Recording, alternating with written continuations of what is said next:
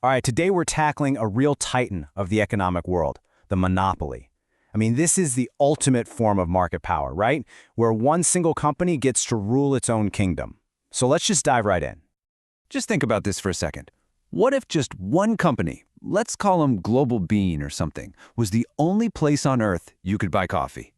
I mean, they'd control everything, right? The price, the quality, the whole shebang.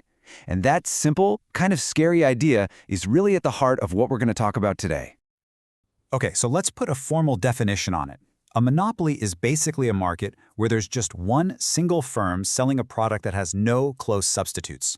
But here's the most important part, the real kicker. They are a price maker, not a price taker. You know, a farmer in a super competitive market, they're a price taker. They just have to accept whatever the market price is. But a monopolist? Oh no. They get to set the price. That's a huge deal.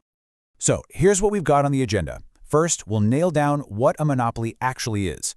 Then we'll look at why they even exist in the first place. After that, we'll get into how they use that power to set prices, what that means for the rest of us, the hidden social cost, and we'll wrap up with a pretty clever strategy they use to get every last drop of profit. So you might be thinking, okay, if a company is making all this money, why doesn't someone else just jump in and start competing? Well, the answer is something economists call barriers to entry. You can think of these like giant walls, protecting the monopolist's kingdom from any would-be challengers. And these barriers, they really come in three main flavors. We're going to break each one down. First, you've got control over a scarce resource. Then, there's getting special protection from the government. And finally, sometimes it's just a case of being the most efficient option out there, what we call a natural monopoly. Okay, first up, controlling a key resource. This one's pretty simple to grasp. If you're the only person who owns the town's only well, guess what? You're the only one who can sell the water. It's probably the most straightforward way to lock down a monopoly. And for a perfect real-world example, you just have to look at De Beers. For a huge chunk of the 20th century, they had an absolute stranglehold on the diamond market. Why? Simple. They owned most of the world's diamond mines. So if you wanted a diamond, well, you pretty much had to go through De Beers. All right, the second barrier is a bit different. Sometimes monopolies aren't an accident of nature or business. They're actually created on purpose by the government. Yeah, through things like laws and exclusive rights. The government can literally just grant one company the sole power to sell something. And we actually see this all the time. You just might not think of it that way. A patent on a new drug? That gives a pharmaceutical company a temporary monopoly as a reward for their R&D. A copyright? That protects Microsoft's Windows. And in some cases, governments just run the whole show themselves for essential services, like the Indian Railways, for example. Okay, so our third barrier is a really fascinating one. It's called a natural monopoly. This is a weird situation where it just makes more economic sense for one company to serve the entire market. It's kind of like a monopoly that's born from pure efficiency. So here's the deal. When the initial setup costs, what economists call fixed costs, are just massive. I mean, think about laying power lines across an entire city. It's just incredibly inefficient to have 2 or 3 or 4 companies all building their own separate grids. It just doesn't make sense.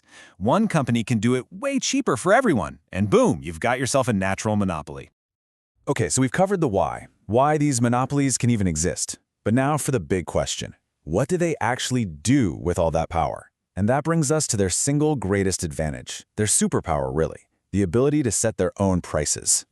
And this is where things get really interesting, especially if you think about it visually. A regular competitive firm, it faces a totally flat, horizontal demand curve. That just means it can sell as much as it wants as long as it's at the going market price.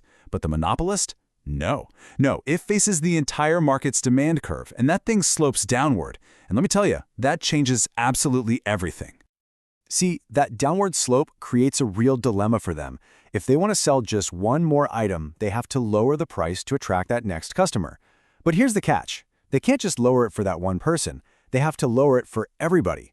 This is called the price effect, and it means that the extra cash they get from selling one more unit, what we call marginal revenue, is always going to be less than the actual price tag on the item. So how in the world do they figure out that perfect profit-maximizing price? Well, it's basically a 3-step process. Step 1, they figure out the exact right quantity to produce. That's the sweet spot where the money they made from selling one more widget, marginal revenue, is exactly equal to what it costs to make that widget, marginal cost. Then step 2, they take that quantity, look up at the demand curve, and see what's the absolute highest price people are willing to pay for it. And finally, step 3, they do a little sanity check. Is that price actually higher than our average cost to make each item? If the answer is yes, congrats, they've just found their profit-maximizing price. But this incredible power to set prices, it doesn't come for free. There's a cost, and it's not a cost the company pays. Nope, it's a cost that all of us, as a society, have to pay. So let's pull back the curtain and look at the hidden social cost of all this monopoly power. You see, in a perfectly competitive market, the ideal scenario, the price gets driven all the way down to the marginal cost. That's super efficient.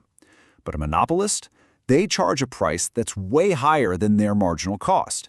And that big gap between the price and the cost, that's exactly where the inefficiency starts to creep in. And this inefficiency, it actually has a name. Economists call it deadweight loss. Here's what that means. Because the price is so high, the monopolist ends up producing less stuff than is actually ideal for society. Think about it. There are people out there who would have been totally happy to buy the product for more than it costs to make, but they're not willing to pay that super high monopoly price. So those trades that would have made both the buyer and the seller better off, they just never happen. That lost potential, that lost value, that is the deadweight loss.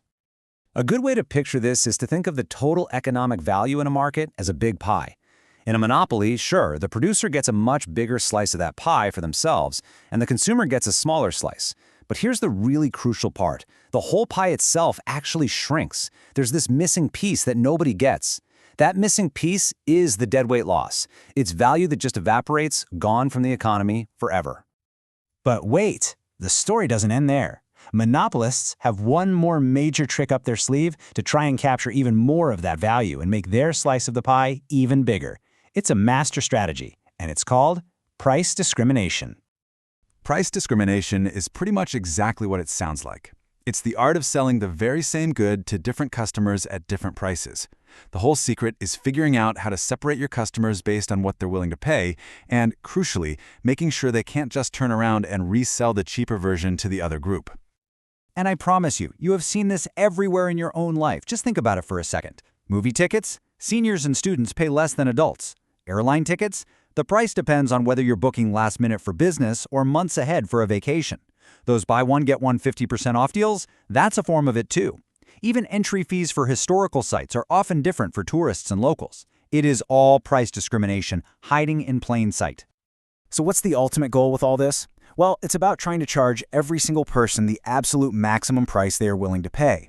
By creating different price points, like student discounts or special deals, they get one step closer to doing just that. They're basically taking the money you would have saved, what economists call your consumer surplus, and converting it directly into their own profits. And that really brings us to our final thought for today. From the software running on your computer to the price you paid for your last plane ticket, the logic of the monopolist, the price maker, is really all around us.